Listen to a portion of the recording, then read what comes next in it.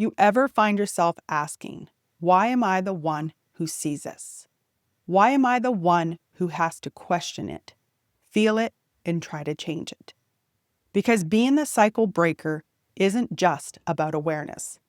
It's the exhaustion no one sees, the loneliness of being the only one who gets it, the quiet resentment you feel guilty for even having.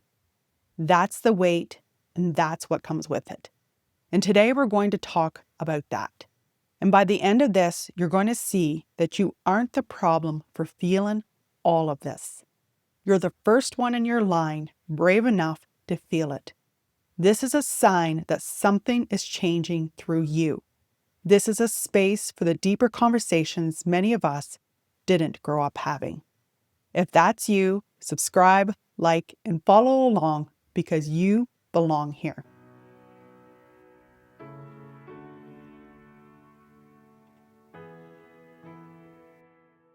For me, this didn't start with a book I read or something I learned later in life. It started when I was a little girl. I always had this urge to help people, especially other children. I wanted to become a youth worker. But in the way I was raised, women getting an education beyond high school wasn't encouraged.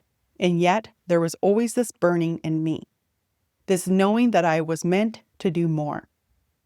At 15, I recognized the dysfunction around me, the wounds, the pain, the patterns that just kept repeating. And I made a decision within myself that I had to leave. But I knew I needed my education first. So I stayed, I focused. And 3 days after graduation, I left. When I became a mother at 21, something shifted even deeper. When I was pregnant with my son, there was this knowing I couldn't explain. I didn't have words for it yet, but it was clear. I could never hurt this child the way I had been hurt, the way my siblings had been hurt, the way it had moved through the family, generation after generation. I didn't fully understand it, but I knew it had to stop with me. So I set out to do better. And throughout my 20s, I carried this quiet knowing that one day I would write my story. I couldn't explain why. I wasn't a writer. Yes, I wrote as a child, as a way to survive, to escape, to process what I couldn't say out loud. But I never saw myself as an author. And still, the knowing stayed. All my life, I had also been the one who named what others wouldn't.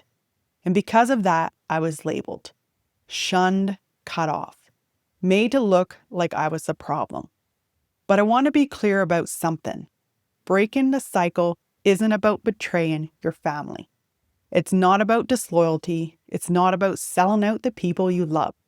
It's about choosing what is right.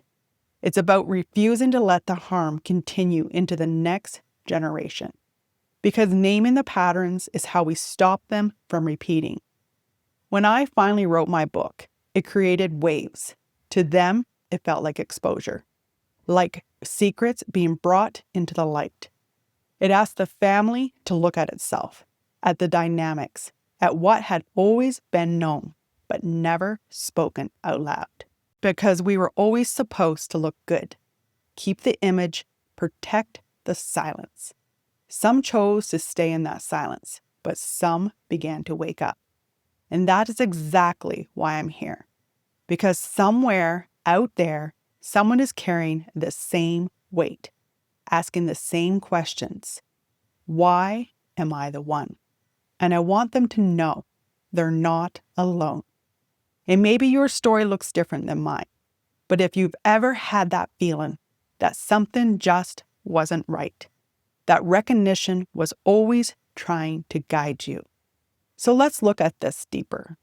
This often begins before you even have words for it. It's not something you were taught. It's something you felt. A sense that something wasn't right in the way people spoke, in the way they reacted, and the way pain kept moving through the same relationships. And for many of us, we recognized it early, not with clarity, but with a knowing. Something in us that didn't just accept what we were handed. Something that questioned it, even when no one else did. And I want to stop for a second here. Questioning is not a flaw. It is not ingratitude. It is your birthright. Just because the people closest to you called it normal doesn't mean it was right. We are handed so many things and told, this is just the way it is. But that has never been a reason. It has always been a door someone didn't want you to open. And the most alive parts of us, the parts that are truly free, have always had the courage to ask, but why? Even when it was easier to stay quiet, to go along with it, to keep things the way they had always been. But once that awareness is there, even if you can't explain it yet, you can't go back to not seeing it. You begin to question it. Why does this keep happening? Why does this feel so familiar? And that moment, when you begin to see the pattern, is the moment everything you were taught was normal stops being enough. Because once you see it, you don't just notice it. You feel it in your body, in your relationships, in the quiet moments when everyone else seems fine. And you are anything but. And with that seeing comes something us as emotional beings we wouldn't choose. The sense of duty. Not just to your family, but to your children, to the ones who come after them, to generations that haven't arrived yet, but will inherit whatever you choose to leave behind. This is not a small thing to hold. Part of you just wants things to be simple, to stay connected, to keep the peace. But another part of you, the part that sees what others are not yet willing to look at, knows you can't. And that tension between you seeing and what everyone else is willing to acknowledge, that is where the weight lives. Because this isn't just about one household anymore, one bloodline. When you begin to see the patterns, the wounds, the way pain moves through people who never asked for it, something deeper in you knows this goes further than family. This is about humanity. And there is something that lives in your chest with that knowing. A quiet pressure, even on the good days. Because this walk was never meant to be simple. But here is what I want you to sit with. You didn't arrive here by accident. Your soul came into this life with a mission, with a purpose. And part of that purpose is exactly this: the seeing, the questioning, the refusing to let the harm move through one more generation. That weight you feel is not something you picked up by mistake. It was always your soul recognizing the size of its calling. If this resonates, I created a free class called Unlearning Shame and Guilt to help you start this work. You can find it below. And then there is this, the part nobody talks about, the loneliness. Not the kind that comes from having no one around you, but the kind that finds you in a room full of people, at a table you were invited to, in a circle you were allowed inside, in a life that from the outside looks full, looks blessed, looks more than enough. And still, there is this ache, this quiet, persistent ache, a feeling like you are standing just outside of something, even when you are sitting right in the middle of it, because you spoke, because you saw, because you refused to let the silence become your legacy. And the painful irony of it is that all you ever wanted was to love them well, to be loved in return, to have a village, to belong to something that felt like home. That is not a radical thing to want.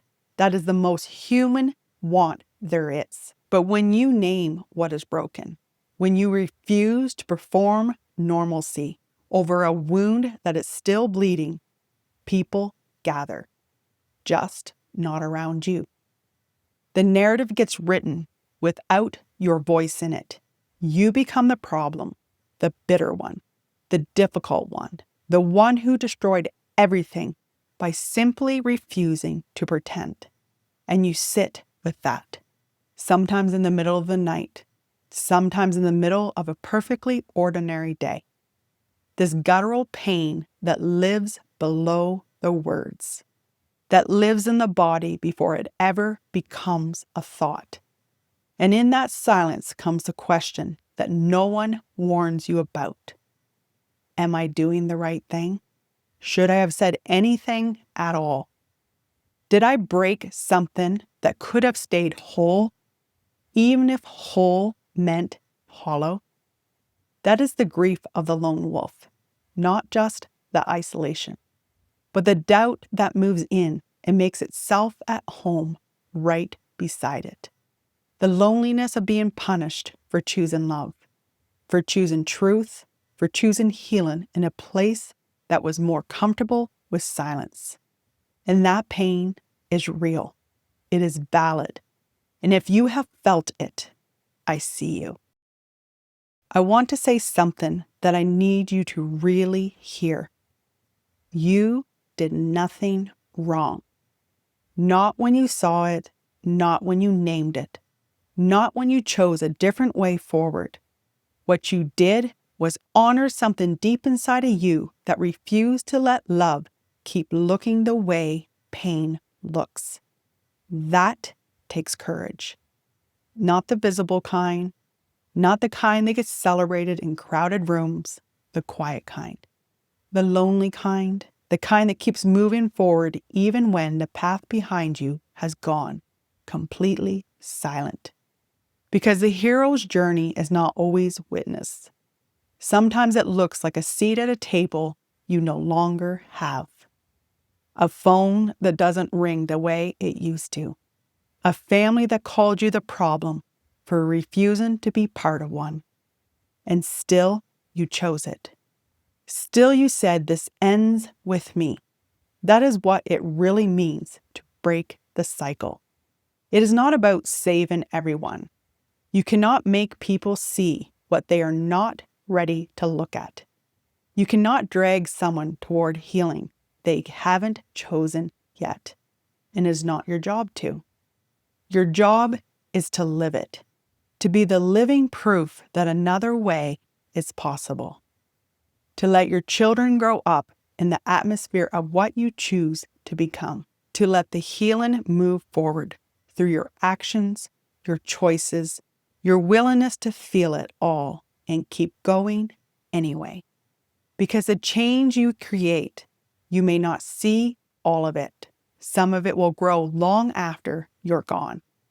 And the children of your children, and the ones who never knew what it cost you to give them a different beginning.